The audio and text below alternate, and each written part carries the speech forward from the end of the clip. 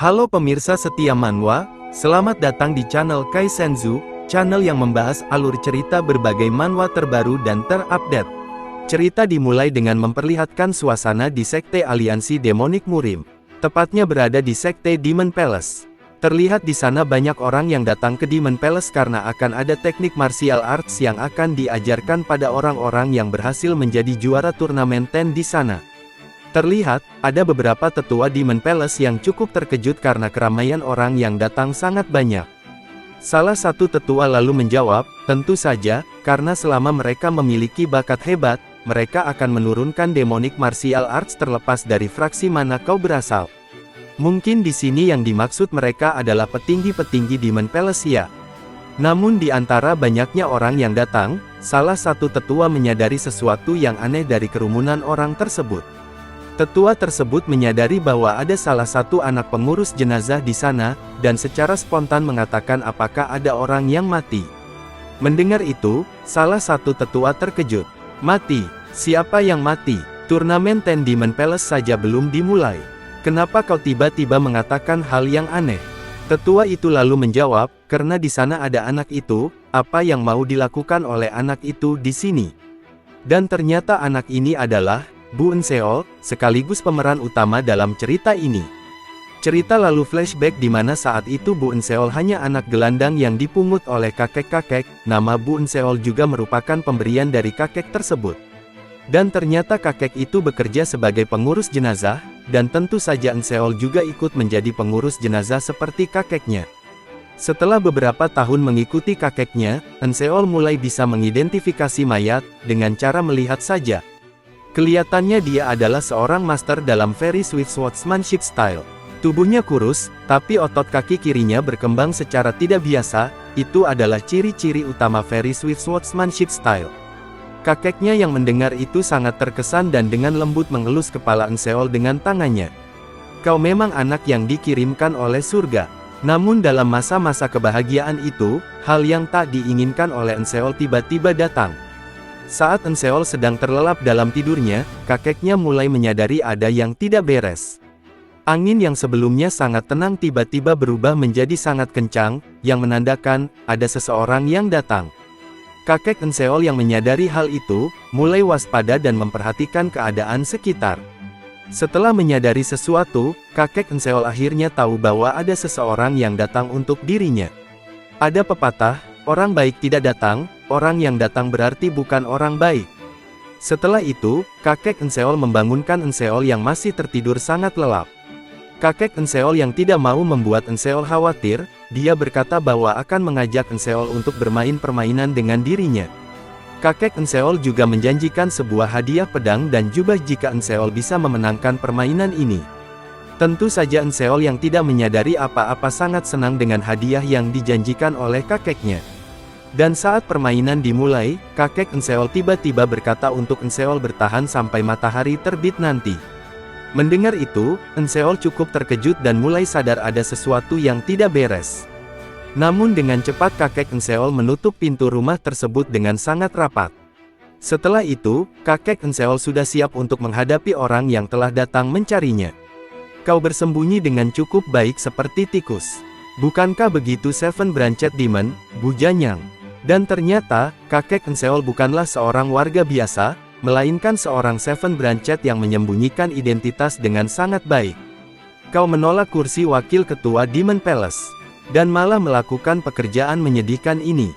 Orang tersebut mulai memberikan serangan pertamanya kepada Bu Janyang. Namun, serangan tersebut dapat ditahan dengan sangat mudah oleh Bu Janyang. Aku melakukan ini bukan untuk bertahan hidup, tapi untuk penebusan dosa.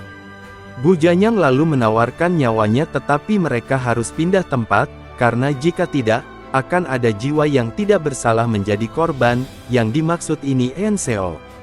Mendengar itu, asasin tersebut tertawa. Tetapi tetap menyetujui permintaan tersebut. Jangan coba-coba untuk kabur lagi Bu Janyang. Singkat cerita, malam yang mencekam itu sudah terlewat begitu saja. Karena pagi sudah tiba, Eun-seol pun beranjak keluar dari sebuah peti mati yang ditutup kakeknya sebelumnya. Aku tidak tahan lagi, aku mau jubah upacara sama pedangnya, dan ini dingin sekali. Enseol yang baru menyadari bahwa kakeknya tidak ada, dia mulai mencarinya dan mulai bertanya-tanya kemana sebenarnya kakeknya sekarang. Sambil membuka pintu, Enseol lalu menyimpulkan bahwa mungkin kakeknya sedang dipanggil oleh hakim, karena pengurus jenazah selalu diperlakukan tidak adil. Setelah pintu terbuka, Enseol sangat terkejut dengan apa yang dilihat sekarang. Sebuah bekas pertempuran yang mengerikan ternyata baru saja terjadi tadi malam. Mengetahui hal itu, Enseol lalu bergegas berlari untuk mencari kakeknya. Setelah sampai, Enseol benar-benar sangat terkejut dengan apa yang ada di hadapannya ini. Ternyata, Bu Janyang sedang dalam keadaan hidup dan mati setelah melakukan pertempuran yang mengerikan tadi malam. Enseol lalu dengan cepat berlari mendekati kakeknya. "Kenapa, Kek? Apa yang sebenarnya terjadi?" Enseol yang sangat khawatir hingga mengeluarkan air mata kembali bertanya pada kakeknya. Sebenarnya apa yang terjadi pada kakek? Bu Janyang yang masih memiliki sedikit tenaga, mulai meminta maaf pada Enseol, dan berkata bahwa dirinya tidak akan bisa bertahan lama, dan akan segera pergi. "Dan jika diriku mati, jangan teruskan pekerjaan pengurus jenazah ini." Namun tiba-tiba Bu Janyang memuntahkan seteguk darah dari mulutnya. Bu Janyang dengan sisa kekuatannya mulai memberikan wasiat kepada Enseol. "Dengar baik-baik Seol, jangan pernah melakukan balas dendam karena kejadian ini." Mendengar itu, Enseol sangat terkejut, dan tidak terima dengan kejadian ini. Enseol lalu berteriak dengan keadaan emosi yang sangat meluap bahwa dirinya tidak akan pernah memaafkan orang yang telah melakukan ini pada kakeknya. Namun, Enseol mulai berpikir untuk ikut kakeknya juga daripada harus hidup sendirian. "Kupikir, aku akan bisa pergi tanpa penyesalan." Bu Janyang lalu memberikan permintaan terakhirnya pada Enseol. "Pergilah sejauh mungkin, dan kamu harus tahu, waktu yang kuhabiskan denganmu membuat merasakan bahagia yang tidak bisa diucapkan dengan kata." Setelah mengatakan itu, Bu Janyang langsung tergeletak begitu saja, yang menandakan bahwa dirinya sudah meninggal dunia. Melihat kakeknya yang mati di depan matanya, sebuah perasaan hancur dan kekecewaan yang tidak dapat diwujudkan menyelimuti pikiran Enseol. Kesedihan yang begitu nyata dirasakan oleh Enseol, harapan untuk hidup bahagia, harapan untuk tetap bersama harus sirna dalam satu malam karena sebuah takdir yang tidak merestui. Kesedihan yang mendalam tentu saja akan memberikan luka dan rasa balas dendam pada diri Enseol. Hal itu akhirnya memicu Enseol untuk membalaskan dendam kakeknya dan menghiraukan permintaan kakeknya sebelum kematiannya. Dengan kemampuan menganslis mayat, Enseol mulai memeriksa mayat kakeknya untuk mengetahui siapa yang membunuh kakeknya sebenarnya. Enseol mulai membayangkan apa yang terjadi tadi malam dengan cara memeriksa luka-luka yang ada pada kakeknya. Kedua tangan jelas terputus dalam satu waktu, dan bentuk serangan pedangnya dari bawah ke atas. Enseol lalu memeriksa mata kakeknya dan menemukan bahwa serangan pedang itu mengarah ke atas dan menusuk bagian mata. Teknik memberikan ini sudah pasti teknik pedang demonik. Dan di antara teknik-tekniknya, salah satu yang bisa membuat luka seperti ini adalah Heavenly Yoga Art, yang dimana memungkinkan seseorang bisa mengendalikan daging dan otot dengan bebas. Lalu di bagian punggung, ada 93 bekas senjata. Bahkan 10,000 Blossom Storm hanya bisa meninggalkan 66 bekas paling banyak. Ini bukan dari sesuatu yang sepele, lebih seperti alat rakitan yang bisa menembakkan ratusan senjata tersembunyi sekaligus. Lalu perubahan warna di bawah lidah dan pada bagian dalam kuku jari. Itu adalah tanda-tanda keracunan dari racun kelas ekstrim, Rotten Flesh the Chayat Blood. Dan orang yang menguasai Heavenly Yoga Art, dan memiliki akses ke alat khusus yang bisa menembakkan ratusan senjata sekaligus, dan bisa menggunakan racun kelas ekstrim itu, tidaklah banyak dari Demonic Pact. Setelah itu, Enseol berjanji akan menemukan orang yang telah membunuh kakeknya itu. Kembali ke masa sekarang, diperlihatkan bahwa sekarang Enseol sedang dalam tahap pendaftaran untuk masuk ke dalam Sekte Janyang. Dua tetua yang melihat Enseol hanya tertegun melihat surat kontrak pendaftaran memulai menyimpulkan bahwa Enseol mungkin hanya anak-anak yang tidak serius dan akhirnya takut dengan isi kontrak itu. "Hei, kalau kau tidak mau mendaftar, pergi sana, jangan diam saja." Namun setelah tetua itu melihat wajah Enseol, dia sangat terkejut.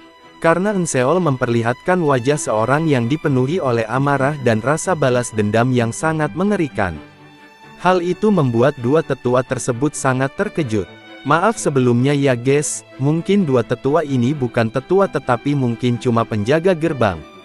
Setelah itu, Enseol langsung menandatangani kontrak pendaftaran dengan darahnya. Dalam pikiran Enseol hanya ada rasa balas dendam yang akan selalu ia ingat untuk selamanya. Setelah Enseol pergi, dua penjaga gerbang itu masih sangat terkejut dengan apa yang baru saja mereka lihat tadi. Dan akhirnya, turnamen ini akan menjadi awal dari perjalanan balas dendam Enseol untuk membalaskan dendam kakeknya. Dan di sini dijelaskan bahwa, ada dua kubu kekuatan yang sangat mendominasi di dunia Murim, yaitu Ortodoks dan Unortodoks. Sekte Ortodoks dipimpin oleh aliansi Murim, dan selalu berpegang teguh pada keadilan. Sedangkan Unortodoks, kebanyakan hanya berkumpul di Demonic Palace, mereka lebih mementingkan dan memuja kekuatan.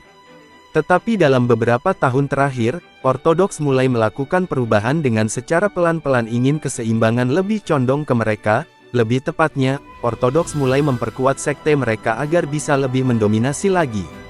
Akhirnya lahirlah 18 perwakilan Ortodoks, yaitu, Great Master of Wraith Skulls.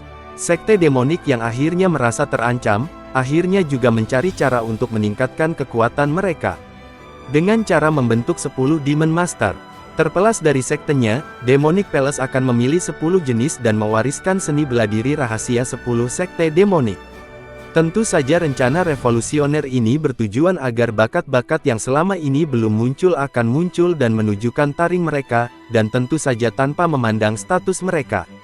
Scene lalu berganti di mana, Enseol yang mulai memasuki gerbang sekte Demonic Palace. Setelah masuk, tentu saja ada banyak master yang sudah berada di sana juga. Sambil berjalan, Enseol merasakan banyak orang yang memberikan aura berbahaya. Dan Enseol pun mulai menebak apakah di antara mereka ada orang yang terlibat dengan pembunuhan kakeknya. Tapi orang itu jelas sekali master tingkat tinggi. Untuk membalaskan dendamku, berarti aku terus menjadi seorang master sepertinya. Tanpa sekte dan tanpa bela diri yang bisa ku andalkan saat ini.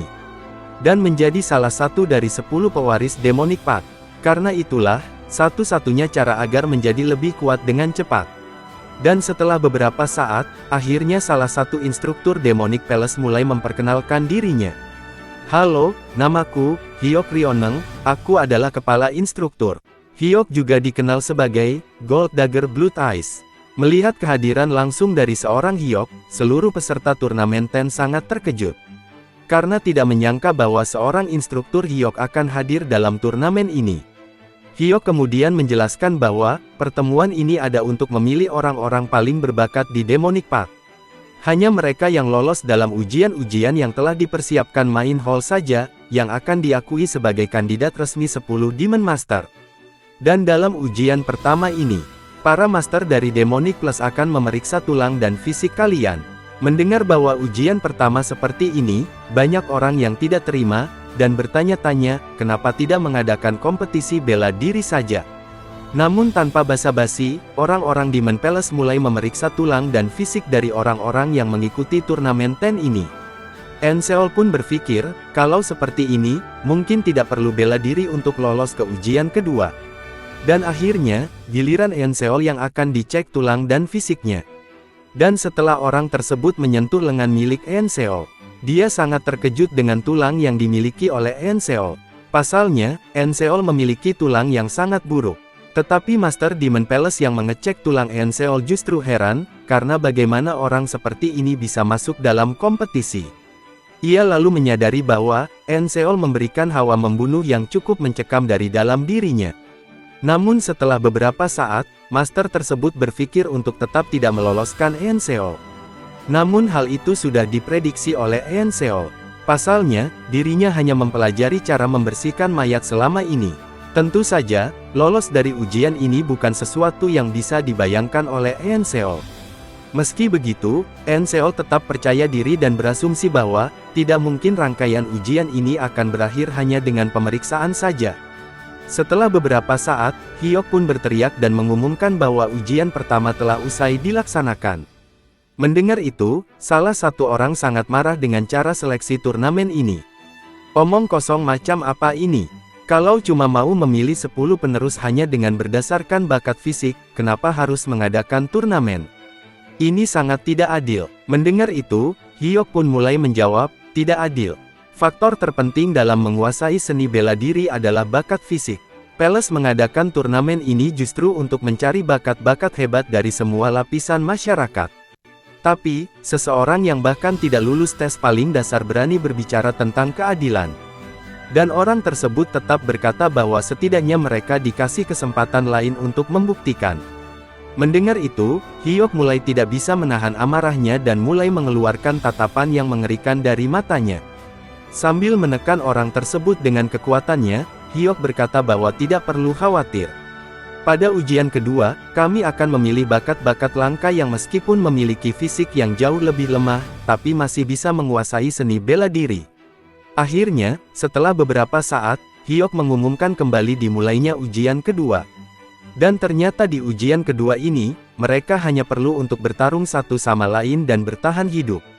Sampai hanya satu orang saja yang tersisa sebagai pemenang. Mendengar itu, seluruh peserta ujian Ten sangat terkejut, bertarung sampai mati. Tapi kita semua adalah orang Demonic Pact. Apa mereka serius? Setelah mendengar itu, orang yang sebelumnya protes, mulai menghela nafas dan bersiap untuk pertarungan. Baiklah kalau memang kita harus saling membunuh. Secara singkat, orang itu mulai melihat orang yang akan dia bunuh terlebih dahulu, dan secara kebetulan orang yang dia incar adalah Enseo. Ia pun dengan cepat mulai melancarkan serangan pertamanya. Ia melemparkan tombaknya dengan sangat kencang menuju ke arah Enseo. Enseo yang terkejut, tidak bisa melakukan apa-apa dan hanya bisa melihat sebuah tombak dengan cepat menuju ke arahnya.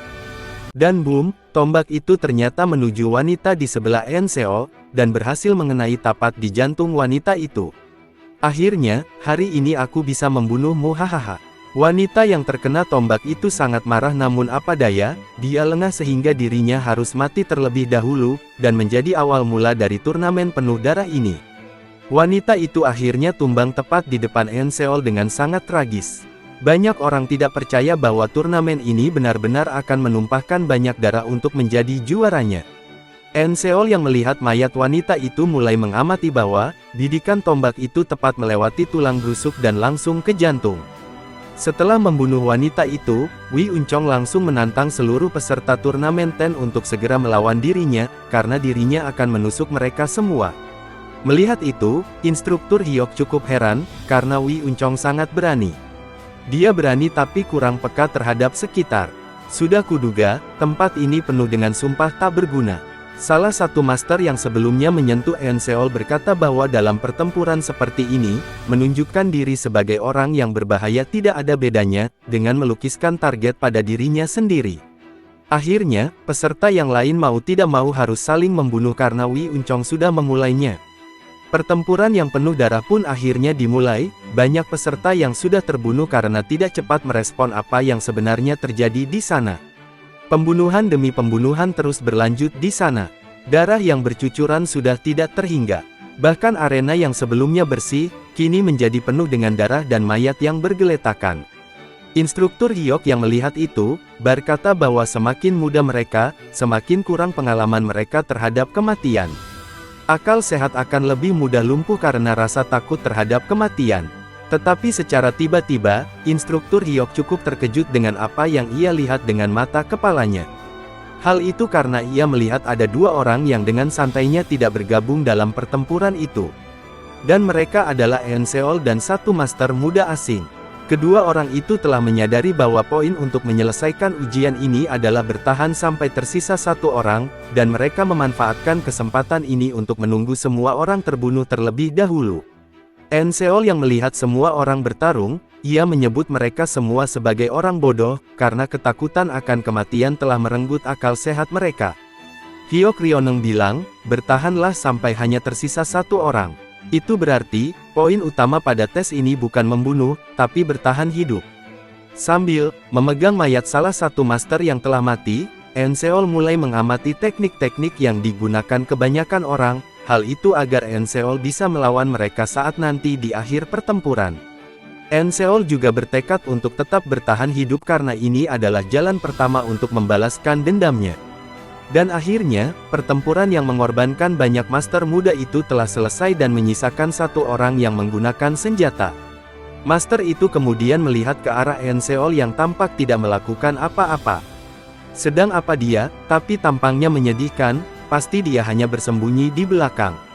Enseol yang masih mengamati salah satu mayat, tiba-tiba diserang oleh master tadi yang dengan cepat melemparkan senjatanya ke arah Enseol. Sebelum senjata itu mengenai Enseol, Enseol berhasil menghadang senjata itu dengan kotak yang sebelumnya ia bawa. Melihat senjatanya dihadang oleh kotak biasa, master itu tertawa dan mengejek Enseol dengan berkata bahwa apakah kau sedang menyamar sebagai penjual jubah upacara. Enseol kemudian bangun dan menemukan bahwa kotak tersebut berisi pedang dan jubah upacara yang dijanjikan kakeknya sebelumnya, dan secari kertas yang bertuliskan, "Selamat ulang tahun." Setelah melihat itu, Enseol dengan sangat emosi bersiap untuk bertarung. Master itu kemudian kembali bersiap untuk menyerang Enseol, dan melihat kemampuan apa yang sebenarnya dimiliki oleh Enseol. Ia juga berkata bahwa, memangnya Enseol bisa apa dengan pedang seperti itu. Tetapi secara tidak terduga, dia terkena tebasan dari belakang, dan orang yang menyerangnya adalah master yang menunggu dengan Enseol sebelumnya. Akhirnya, pertempuran itu hanya menyisakan Enseol dengan master itu. Dan pertarungan puncak pun akan segera terjadi. Kau tak perlu berterima kasih padaku atas bantuan ini. Sampah tak berguna sepertimu yang menarik perhatian hanya akan membuat semuanya menjadi mudah bagiku. Alih-alih mendengarkan master itu, Enseol dengan cepat segera mengamati mayat master sebelumnya untuk mengetahui teknik apa yang dipakai oleh master di belakangnya itu. Melihat Enseol yang mengamati mayat itu, master muda itu memuji Enseol memiliki mata yang sangat jeli, tetapi dia menyayangkan hal itu, karena dia tidak memiliki pengalaman bela diri. Dan master muda itu pun berasumsi akan bisa membunuh Enseol dengan mudah karena Enseol bahkan tidak memiliki pengalaman bela diri. Instruktur Hyok pun melihat bahwa, master muda itu memiliki Extermination Sword.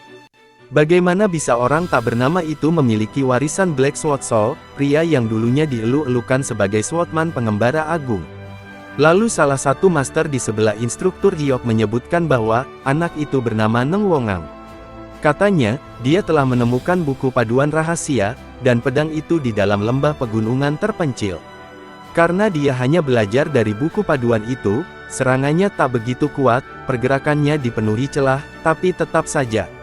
Sementara ini, kau bisa menganggap dia sebagai satu-satunya penerus Black Sword Soul. Bakat alaminya mungkin kurang, tapi sebagai kandidat dari 10 Demon Master, dia dianggap sebagai pesaing yang kuat. Aku takkan kaget jika anak itu menjadi juara. Instruktur Hyok pun menganggap bahwa, anak itu sebenarnya masih terlalu muda untuk bisa memegang Extermination Sword dari ujungnya. Tapi setidaknya di tempat ini, aku tak melihat ada yang bisa menandinginya. Tetapi master di sebelah instruktur Hyok berkata bahwa, mungkin saja dia bisa kalah kalau ada sesuatu yang tak terduga terjadi. Akhirnya, pertarungan terakhir untuk menentukan juara turnamen ini akan segera terjadi.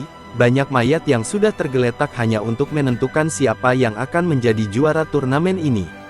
Neng Wongang kemudian berkata bahwa setelah ia membunuh Enseol, dia juga akan menjadi salah satu dari kandidat Demon Master. Dan dengan cepat menyuruh Enseol untuk maju melawannya. Enseol pun bangun dan menatap ke arah Neng Wongang dengan sangat tajam. Enseol yakin akan bisa mengalahkannya, karena setelah mengamati mayat yang dibunuh oleh Neng Wongang, Enseol sudah menemukan kelemahan dari teknik pedangnya. Enseol pun bersiap menggunakan pedang pendek yang diberikan oleh kakeknya untuk bertarung dengan Neng Wongang. Neng Wongang yang melihat Enseol sudah siap bertarung sangat penasaran, kemampuan apa yang sebenarnya dimiliki oleh Enseol. Neng Wongang kemudian mengambil serangan pertama dengan cara mendekati Enseol secara cepat. Neng Wongang kemudian langsung memberikan tebasan bertubi-tubi ke arah Enseol sehingga tidak memberikan celah Enseol untuk menyerang balik. Neng Wongang yang merasa dirinya lebih unggul mengatakan apakah hanya ini yang bisa dilakukan oleh Enseol, bisa bertahan sampai akhir saja sudah sebuah keajaiban bagi dirimu. Namun hal berbeda bisa dilihat oleh instruktur Hyok dan master di sebelahnya. Bahwa sebenarnya, Enseol dapat menghindari seluruh tebasan dari Neng Wongang hingga hanya menyebabkan luka goresan saja. Enseol dengan sengaja menghindari serangan Neng Wongang agar terhindar dari luka fatal dan hanya terkena goresan saja. Master di sebelah instruktur Hyok pun sesengat kagum dan menyadari bahwa Enseol mengingat seluruh serangan Neng Wongang dari mayat yang dia amati sebelumnya. Setelah beberapa saat, Neng Wongang hanya bisa memberikan luka-luka goresan saja, bahkan Enseol menghina pedang milik Neng Wongang sebagai pedang yang menyedihkan. Enseol dengan sengaja mengatakan itu agar Neng Wongang terpancing emosi dan memberikan celah agar Enseol bisa memberikan serangan fatal secara langsung kepada Neng Wongang. Dan tentu saja, dengan kepribadian Neng Wongang, dia langsung terpancing provokasi itu dan dengan emosi bersiap untuk menghabisi Enseol sekarang juga. Neng Wongang kemudian melaju ke arah Enseol dengan sangat cepat berharap bisa menghabisi Enseol dengan sekali tebasan saja. Enseol yang menyadari bahwa serangan terakhir Neng Wongang selalu mengarah ke titik vital, hal itu membuat Enseol mengetahui kemana arah serangan yang akan ditujukan oleh Neng Wongang pada dirinya. Dan benar saja, Neng Wongang melakukan tebasan ke arah kepala Enseol, tetapi karena Enseol sudah menyadari kemana arah serangan itu, Enseol kemudian berhasil menghindari serangan tersebut. Dan akhirnya celah pun terbuka untuk Enseol melakukan serangan ke arah titik vital Neng Wongang.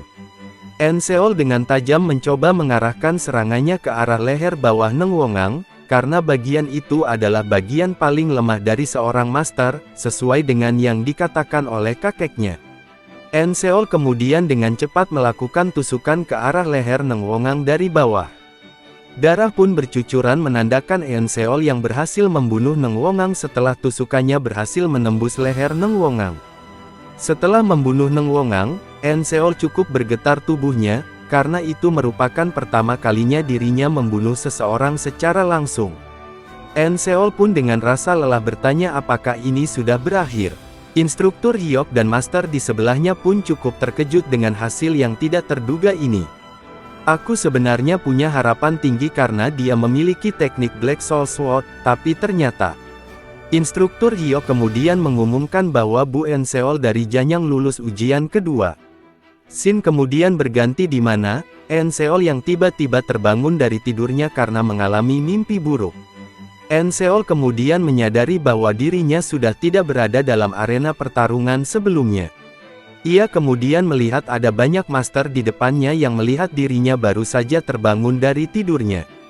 Dan ternyata, Enseol bersama dengan peserta yang lain sedang dalam kapal untuk menuju tempat ujian selanjutnya. Setelah sadar, Enseol pun berpikir mungkin dirinya pingsan setelah bertarung tadi karena dirinya kehilangan cukup banyak darah.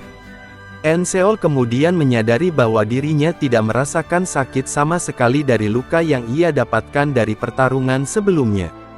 Apakah mereka mengobatiku? Sepertinya mereka mendatangkan tabib terkemuka. Enseol kemudian melihat seluruh orang yang ada di depannya dan mengamati bahwa mereka semua memiliki tubuh dan fisik yang tidak jauh berbeda, apa mungkin mereka peserta yang lulus tes pertama. Namun secara tidak terduga, ada beberapa orang yang menertawakan Enseol dan memberikan tatapan menghina terhadap Enseol.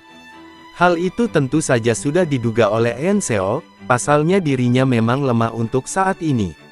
Namun sebuah suara tiba-tiba memecahkan lamunan Enseol. Itu adalah master dari Demonic Palace yang memberitahu mereka bahwa mereka sudah sampai di tempat ujian selanjutnya, dan menyuruh mereka untuk segera turun. Dan tempat ujian ketiga adalah Hell Island. Setelah sampai di Hell Island, master dari Demonic Palace menyuruh seluruh peserta tes untuk segera mengikuti dirinya untuk menuju ke tempat tes selanjutnya.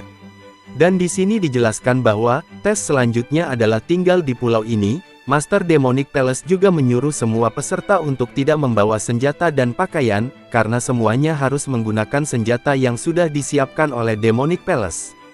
Mereka kemudian disuruh untuk segera memilih gua mana yang akan mereka pilih untuk ditinggali selama tinggal di sini. Enseol kemudian dengan cepat mengamati seluruh gua yang ada, untuk segera menemukan mana gua yang cocok untuk ditinggali dirinya. Sepertinya yang ini bagus. Sudah kuduga tempatnya lembab, tapi lumayan. Peserta yang lain kemudian saling berebut gua dan tidak ada yang mau mengalah. Melihat itu, Enseol berkata bahwa mereka ini bodoh. Mereka tidak tahu apapun yang telah terjadi di ujian kedua, mereka sama sekali tidak memiliki rasa urgensi. Enseol kemudian mengamati bahwa mereka semua lulus dengan menggunakan pakaian yang mewah. Dan berasumsi bahwa mereka mungkin berasal dari keluarga bangsawan. Dan anehnya, mereka malah saling meminta maaf hanya karena berkata terlalu kasar. Sepertinya memang begitu, karena sejatinya, ujian kedua memang dibuat untuk menyaring mereka yang tak keberatan mati. Namun tiba-tiba, ada suara dari seseorang yang memecahkan lamunan Enseol. Apakah kau masih belum menentukan guamu? Dan ternyata itu adalah master dari Demonic Palace. Dia melihat Enseol yang masih melamun dan heran kenapa Enseol masih di sini, tidak seperti dirinya yang akan cepat menyesuaikan. Master itu kemudian menyuruh Enseol untuk segera menyari gua dan tidak bermalas-malasan. Aku sudah menduganya dari matamu, tapi sampai bisa selamat sampai ke checkpoint kedua itu, membuatku penasaran akan pilihan apa yang kau buat di sini. Waktunya tinggal sedikit, cepat segera pilih. Enseol kemudian menunjuk gua pilihannya yang berada di sampingnya. Gua pilihan Enseol dipenuhi oleh cairan yang keluar dari dalam gua, yang menyebabkan gua tersebut kelihatan sangat lembab. Melihat Enseol yang memilih gua itu, master itu kemudian bereaksi sangat terkejut, memilih gua itu. Gua yang begitu kumuh dan merendahkan. Enseol, kau memang jenius yang sebenarnya, hahaha. Sekilas, gua itu memang kelihatan kecil dan kotor, tapi itu hanya bagian luarnya saja. Di dalamnya, gua itu memiliki ruang yang cukup besar untuk melakukan latihan teknik pedang. Pintu depan yang sempit juga dapat melindunginya dari serangan mendadak. Kebanyakan orang pasti enggan memilihnya karena pintu masuknya itu, tapi kau telah memperhatikannya dengan begitu baik. Bagus, segera lakukan persiapanmu. Enseol kemudian selesai melakukan persiapannya dengan mengganti seluruh pakaiannya dengan pakaian yang telah disiapkan oleh Sekte Demonic Palace. Master dari Demonic Palace kemudian menjelaskan pada seluruh peserta apa saja yang akan mereka lakukan di sini selama ujian berlangsung. Pulau ini memiliki 10 tempat bela diri. Kalian dapat mempelajari seni bela diri dari 10 master di setiap tempat itu. Kalian boleh mempelajari semaunya atau hanya satu saja. Master itu juga dengan tegas mengatakan bahwa pilihan ada pada diri kalian. Kalian juga bebas membuat jadwal. Tidur, main, latihan teknik, atau latihan sendiri, semuanya terserah kalian. Enseol kemudian berpikir bahwa ini sangat aneh, ujian kedua ini dibuat oleh mereka yang telah merubah tempat ini menjadi neraka. Seharusnya mereka takkan membiarkan kami berlatih dengan tenang.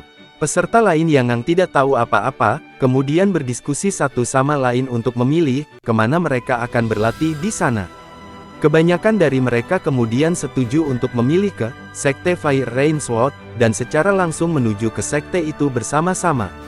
Sepertinya kebanyakan dari mereka menuju ke sekte yang sama, yaitu Sekte Fire Rain Sword. Sekte Fire Rain Sword merupakan sekte terkuat dari 10 sekte yang ada di Sekte Demonic Palace. Enseol kemudian berkata bahwa, memang bagus memilih seni bela diri terbaik. Tapi, untuk sekarang aku belum tahu teknik apapun, jadi apa yang aku butuhkan saat ini bukanlah teknik tingkat lanjut.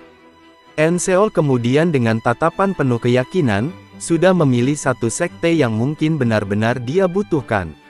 Enseol kemudian berjalan dengan tenang menuju ke arah sekte tersebut. Dan setelah sampai, pemandangan rumah yang sederhana menyambut kedatangan Enseol di sana. Setelah sampai, Enseol kemudian berpikir, apakah ini benar-benar sebuah sekte bela diri? Dan ternyata, ini merupakan Pavilion Wandering Beast, sekte rusak yang nyaris tidak diakui di antara 10 sekte demonik lainnya. Namun, mereka masih dianggap karena berhasil mencetak banyak petarung terbaik dalam sejarah. Kakekku pernah menceritakan dunia seni bela diri itu padaku, tapi aku akan memilih yang ini. Tapi secara tiba-tiba, tanah di sekitar Pavilion Wandering Beast bergetar yang membuat Enseol sangat terkejut dan kebingungan dengan apa yang terjadi. Ada apa ini? Kenapa tanahnya tiba-tiba bergetar sangat kencang? Lalu, secara tak terduga, sesuatu mulai keluar dari dalam tanah bersamaan dengan suara yang bergema menanyakan, apakah kau di sini? Untuk menjadi ahli 10 Demon Master. Dan ternyata, Itu adalah kepala dari Master Pavilion Wandering Beast. Sawo melihat di depannya tiba-tiba ada kepala yang muncul dari dalam tanah. Enseol begitu tercengang karena tidak menyangka hal itu. Tetapi dengan cepat, Enseol berkata bahwa benar, saya datang untuk belajar teknik bela diri dari Pavilion Wandering Beast.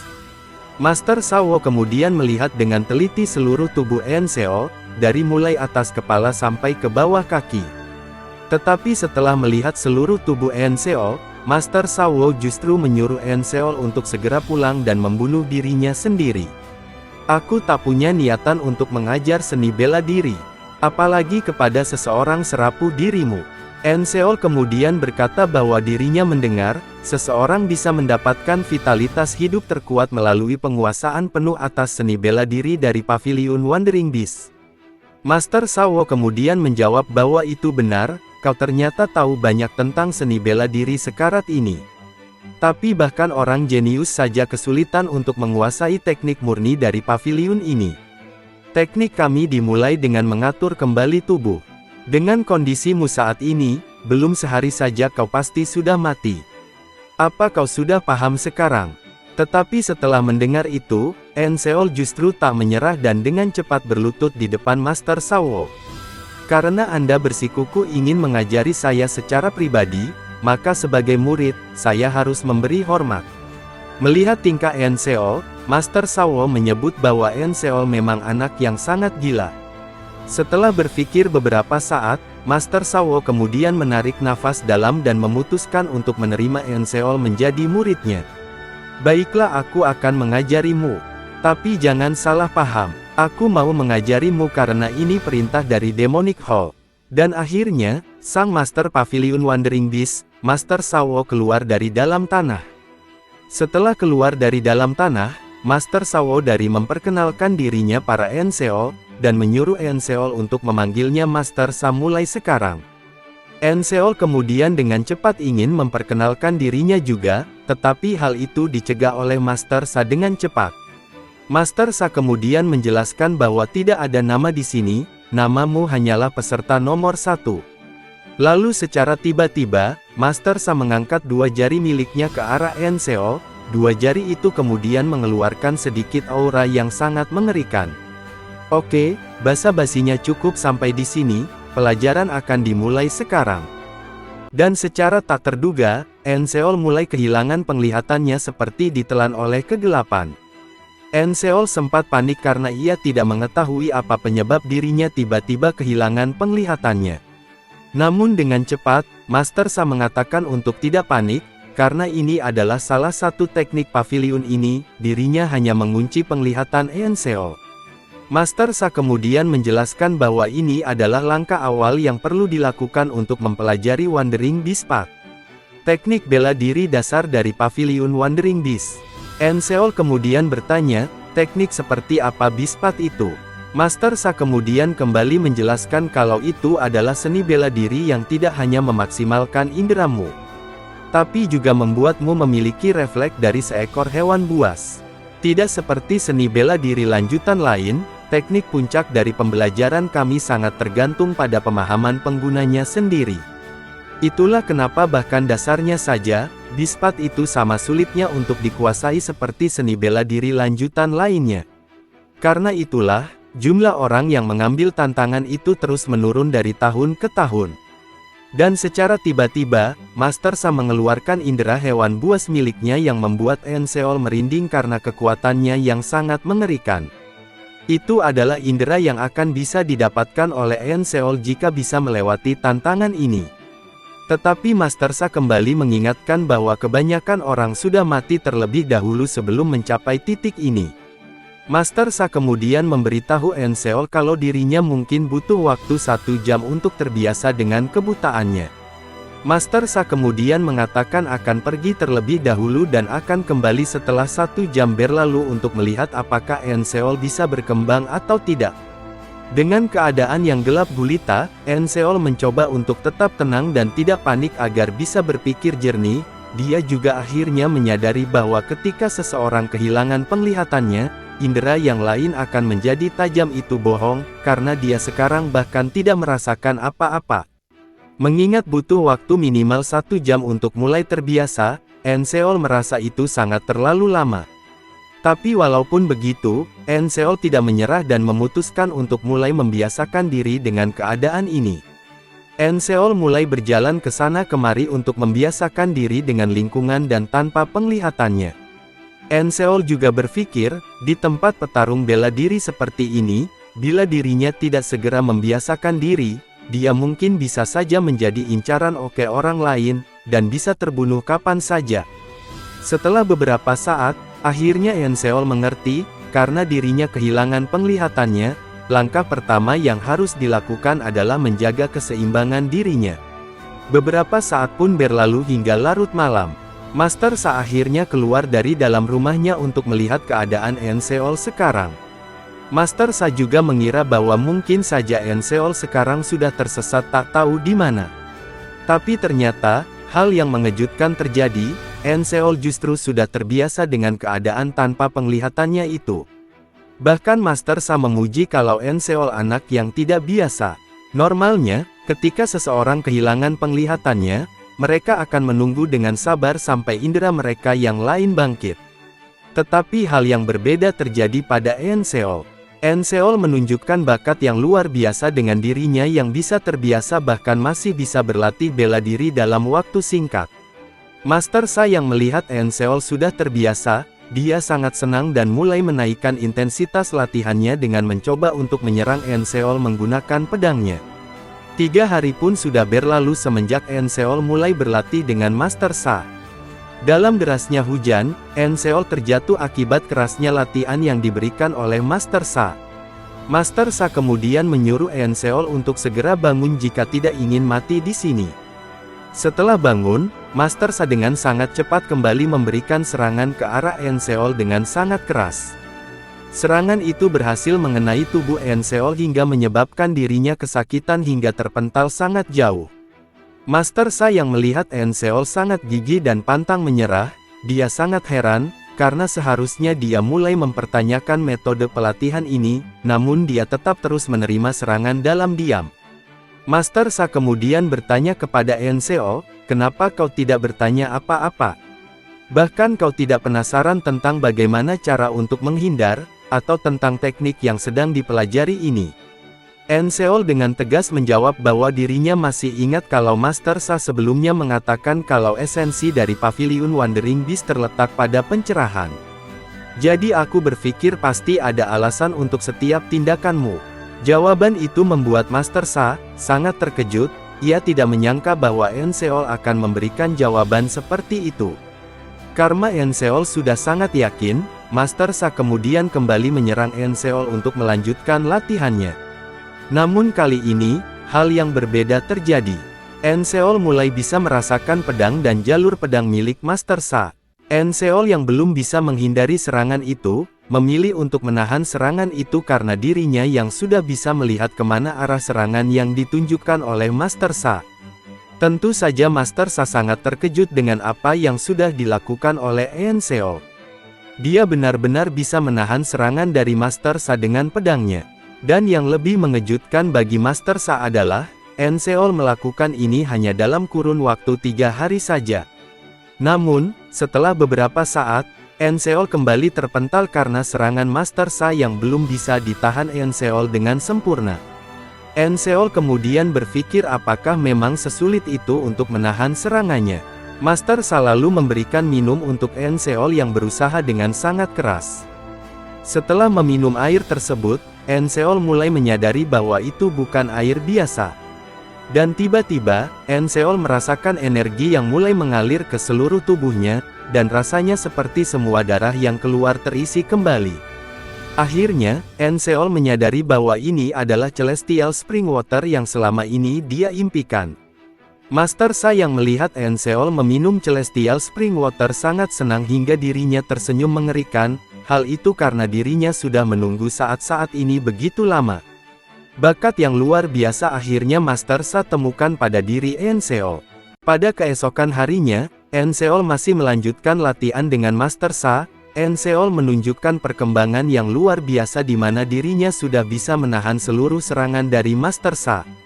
Serangan demi serangan sudah dilancarkan oleh Master Sa, dan Eunseol berhasil menahan semua serangan itu dengan sangat baik. Selama pelatihan berlangsung, Master Sa sangat senang hingga dirinya menunjukkan rasa puas dengan senyum yang keluar dari wajahnya. Master Sa kemudian menyuruh Eunseol untuk menahan serangannya kali ini, dan benar saja Eunseol berhasil menghindari seluruh serangan itu dengan sangat baik. Dan tiba-tiba, Eunseol kebingungan kenapa Master Sa tiba-tiba berhenti menyerang dirinya. Setelah melihat ke arah Master Sa, ternyata Master Sa tertawa sangat puas karena tidak menyangka bahwa jenius bela diri yang dicarinya selama ini sebenarnya sedang berada di depannya. Setelah itu, Master Sa mengembalikan penglihatan Eunseol seperti sedia kala. Master Sa kemudian memberikan tawaran Eunseol untuk melupakan saja menjadi salah satu dari 10 Demon Master, dan memilih untuk menjadi murid sekte utama saja. Master Sa juga menjanjikan akan menjadikan Eunseol menjadi master terkuat di Demonic Path dalam 10 tahun kalau dia mau menjadi murid sekte. Mendapatkan tawaran yang cukup menggiurkan, Eunseol sempat berpikir sejenak. Eunseol juga mempertimbangkan apa saja yang telah dilalui dirinya untuk sampai di titik ini. Tapi, Eunseol mengetahui bahwa seseorang yang membunuh kakeknya bukanlah master kuat saja, tetapi seorang monster yang mengerikan. Hal itu akhirnya yang membuat Eunseol harus menolak tawaran Master Sa, karena mungkin dirinya tidak akan puas hanya dengan menjadi master kuat di Demonic Path. Dengan tekad yang sangat kuat, Eunseol akhirnya tetap memilih untuk menjadi salah satu dari 10 Demon Master. Jawaban dari Eunseol membuat Master Sa begitu terkejut, karena dia tidak menyangka bahwa kesempatan seperti ini akan lewatkan oleh Eunseol. Master Sa kemudian memberikan saran pada Eunseol untuk melupakan niatnya jika ingin mempelajari semua seni bela diri di tempat ini. Bahkan Supreme Grandmaster seperti Heavenly Demon saja tidak bisa melakukannya. Hal itu dikarenakan setiap seni bela diri membutuhkan tubuh dan aliran energi yang berbeda. Tak peduli seberapa berbakatnya dirimu, mempelajari 2 atau 3 saja itu adalah batasannya. Fokus untuk menguasai satu seni bela diri adalah cara tercepat menjadi yang terbaik di Demonic Path. Setelah mendengar semua itu, pilihan Eunseol tetap tidak berubah. Ia sudah yakin dengan keputusannya dan meminta maaf kepada Master Sa karena sudah menolak tawarannya. Mengetahui Eunseol sudah yakin dan tidak bisa berubah pikiran, Master Sa kemudian membalikkan badannya dan mengatakan kalau mulai sekarang, Eunseol akan mulai mempelajari seni bela diri yang berbeda. Mendengar itu, Eunseol bingung karena dia merasa baru saja mempelajari dasar teknik Pavilion Wandering Beast. Master Sa kemudian menjelaskan bahwa seni bela diri sekte utama tidak diturunkan melalui teks ataupun formula lisan. Master Sa kemudian dengan tatapan tajam menatap ke belakang ke arah Eunseol hingga menimbulkan aura yang sangat ganas. Aura itu langsung menyerang ke arah Eunseol dengan sangat cepat, beruntung dengan cepat Eunseol bisa menangkis serangan itu. Master Sa kemudian mengatakan pada Eunseol kalau dirinya sebenarnya sudah mempelajari teknik Beast Path utama. Setelah Master Sa mengatakan itu, Eunseol akhirnya menyadari kalau seluruh serangan yang ditunjukkan Master Sa selama ini merupakan bentuk awal dari Beast Path. Eunseol kemudian berterima kasih kepada Master Sa karena sudah melatih dirinya. Tapi Master Sa menjawab untuk tidak berterima kasih karena ini semua perintah dari Demonic Palace. Eunseol tetap merasa dirinya harus berterima kasih karena sebelumnya, Master Sa sudah memberikan spiritual medicine. Dan akan selalu mengingat kebaikan Master Sa. Master Sa kemudian mengatakan untuk melupakan itu, karena entah itu kebaikan atau kebencian, kalau kau bisa melupakannya, itu adalah yang terbaik.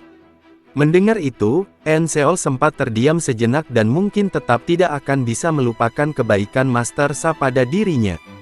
Eunseol kemudian berlutut dan menyampaikan bahwa dirinya akan pergi sekarang untuk melanjutkan mempelajari teknik seni bela diri yang lain. Eunseol lalu mulai pergi meninggalkan Master Sa yang sekarang hanya bisa melihatnya mulai melangkahkan kaki meninggal Pavilion Wandering Beast. Luar biasa, sebenarnya dari mana naga tersembunyi seperti dia berasal? Eunseol kemudian melanjutkan perjalanannya untuk mempelajari teknik seni bela diri yang lain, dan dalam perjalanan, ia mulai merasakan indera miliknya sangat sensitif karena sebelumnya berlatih teknik Beast Path. Bahkan tanpa melakukan apapun, Enseol merasa kelelahan karena itu, bahkan tetesan air saja bisa dirasakan oleh Enseol. Kalau seperti ini, aku tidak akan bisa istirahat dengan benar. Aku harus belajar bagaimana mengendalikannya. Enseol kemudian berusaha menekan indera miliknya agar kembali seperti semula sebaik mungkin. Setelah berhasil menekan indera miliknya agar kembali seperti semula, Enseol berencana menuju tempat selanjutnya dengan membuka peta yang ada di tangannya.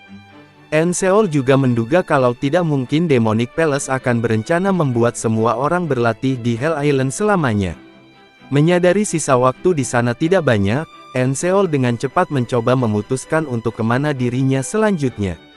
Karena waktu yang sudah tidak banyak, Enseol memutuskan pergi ke sekte yang didirikan oleh Grandmaster dari seni bela diri tak tertandingi yang menyaingi Heavenly Demon 700 tahun lalu, yaitu Fire Rain Sword Emperor, Jeok Hwawon.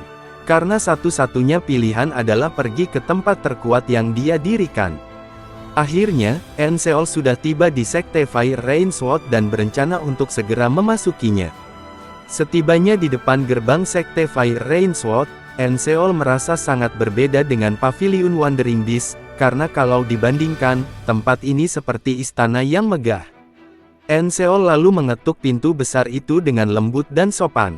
Setelah beberapa saat, seorang master atau instruktur keluar dan bertanya siapa yang bertamu di waktu seperti ini.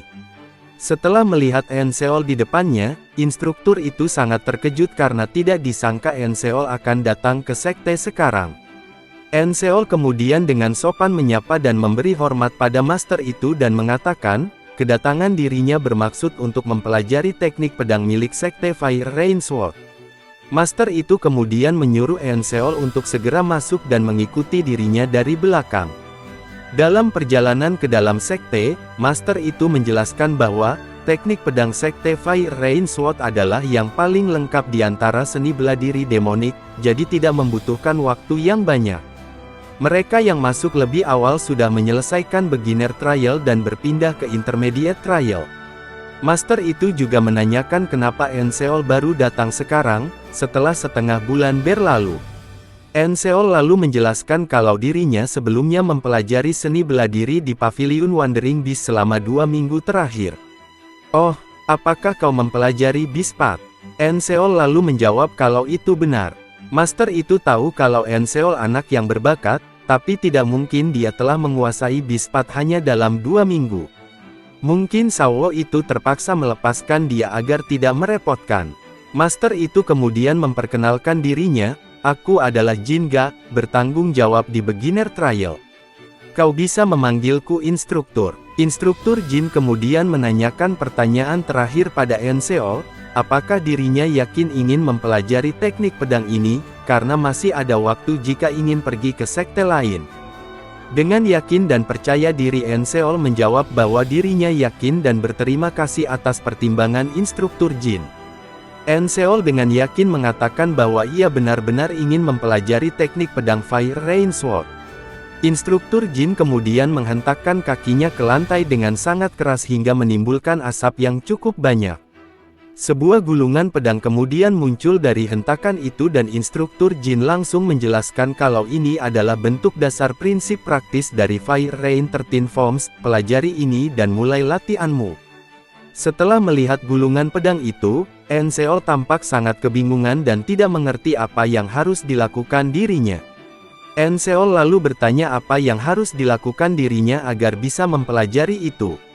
Instruktur Jin sangat terkejut dengan pertanyaan yang diajukan oleh Enseol. Apa maksudmu? Jangan bilang kau tidak bisa membaca sword manual. Enseol pun dengan santainya menjawab bahwa dirinya memang tidak bisa membaca itu. Hal itu tentu saja membuat instruktur Jin sangat kaget dan kebingungan. Enseol lalu menambahkan kalau dirinya sebelum datang ke sini, dia tidak pernah belajar teknik pedang sekalipun.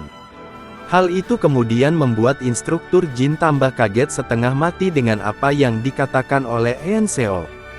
Instruktur Jin kemudian bertanya lagi apa benar Enseol tidak pernah latihan pedang sama sekali. Enseol pun dengan malu-malu menjawab kalau itu benar. Memang sesuai dengan catatanmu itu. Dalam pertarungan trial kedua, pergerakanmu tidak terlihat seperti gaya pedang formal. Tapi tetap saja, bahkan tidak bisa membaca manual pedang dasar itu sungguh mengejutkan. Tapi di sisi lain, refleks dan mata yang dia tunjukkan saat menyelesaikan ujian kedua, dan keputusan yang dia ambil untuk memilih gua sebagai tempat tinggalnya.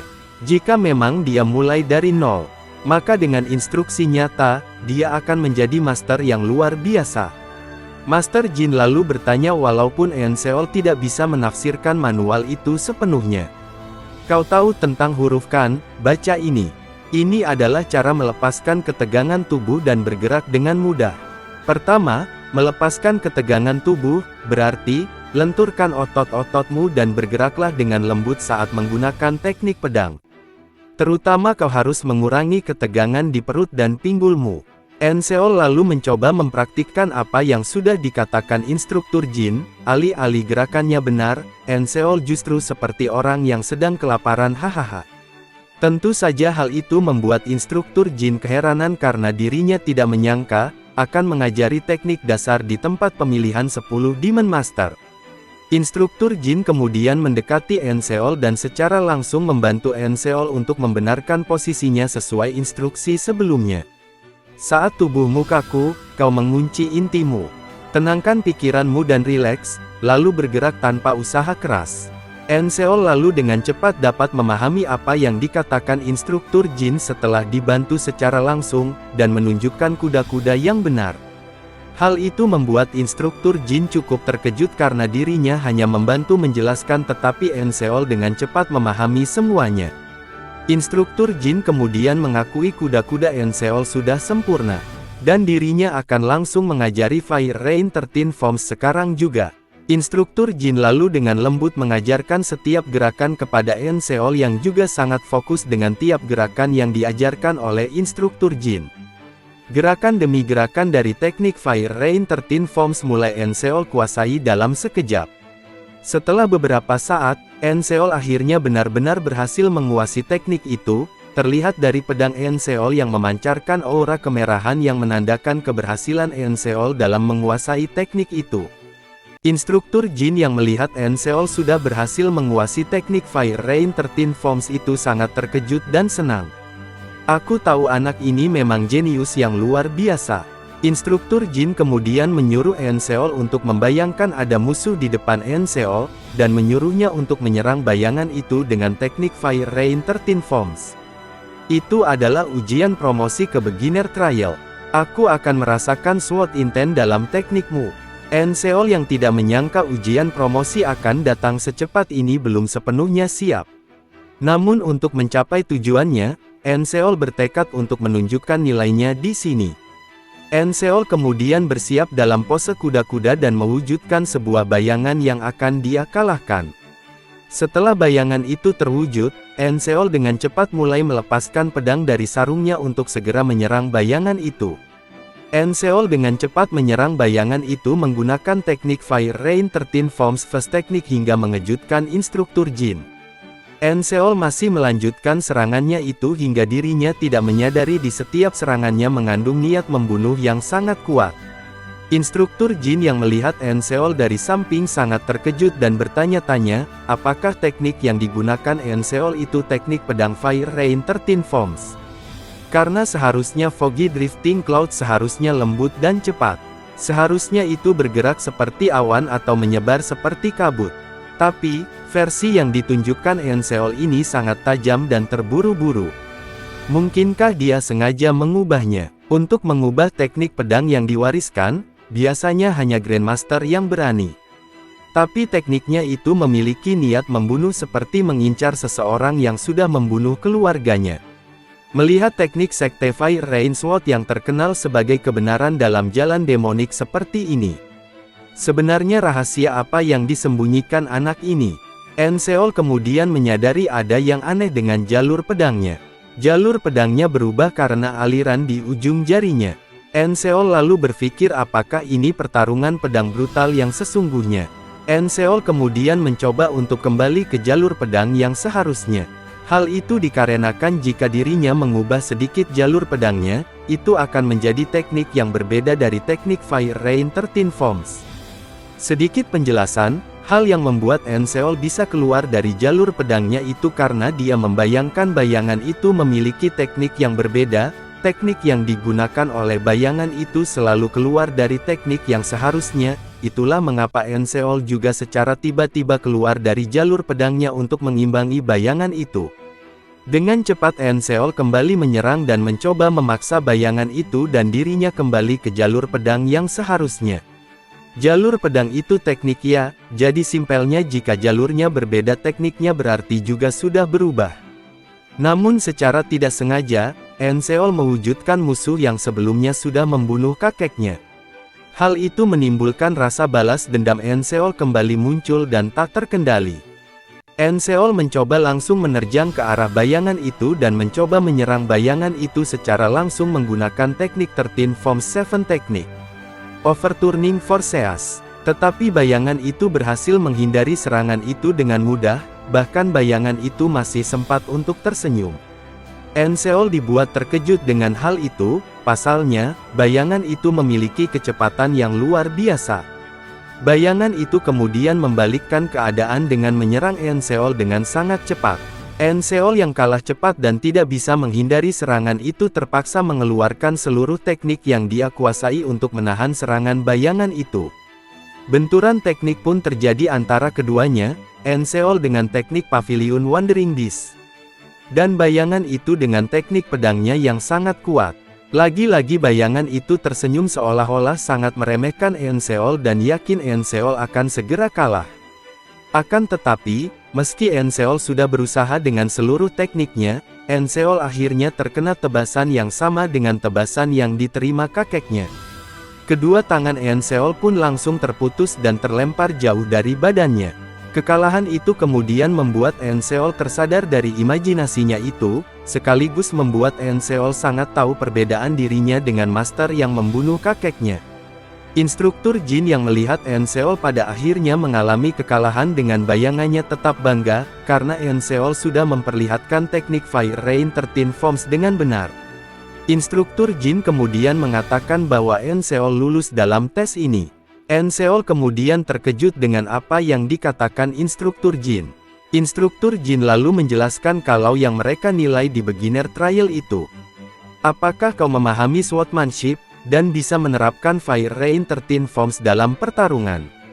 Instruktur Jin kemudian mengambil pedang Enseol yang terjatuh dan memberikannya pada Enseol, sekaligus memberikan pujian pada Enseol.